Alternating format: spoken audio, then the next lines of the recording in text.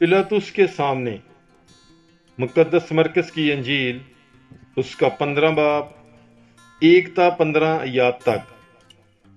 और जो ही सुबह हुई, सरदार कहनों ने बुजुर्गों और फकीयों और सारी अदालत आलिया के साथ मशवरा करके यस्सु को बांधा और ले जाकर पिलातुस के हवाले किया।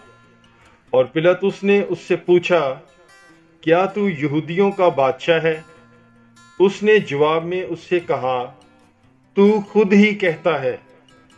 और सरदार कहन उस पर बहुत सी बातों का इल्जाम लगाते रहे।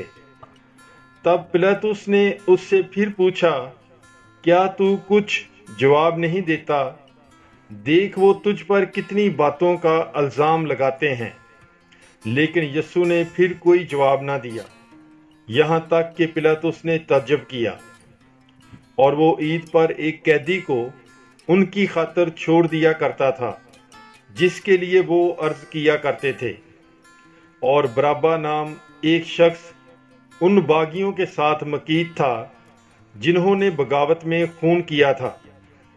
और जब अवाम उसके पास आकर अर्ज करने लगे कि वो कर जो हमेशा हमारे लिए किया करता है, तो पिलातुस ने उनके जवाब में कहा कि क्या तुम चाहते हो कि मैं तुम्हारे लिए यहूदियों के बादशाह को छोड़ दूं?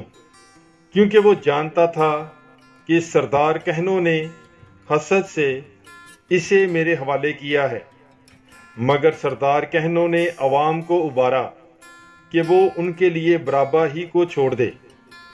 और पिलातुस ने फिर मुखातब होकर उनसे कहा कि फिर जिसे तुम यहूदियों का बादशाह कहते हो, उससे मैं क्या करूं? वो फिर चलाए कि इसे सलीब दे। मगर पिलातुस ने उनसे कहा, क्यों? इसने क्या बुराई की है? तब वो और भी चलाए, इसे सलीब दे।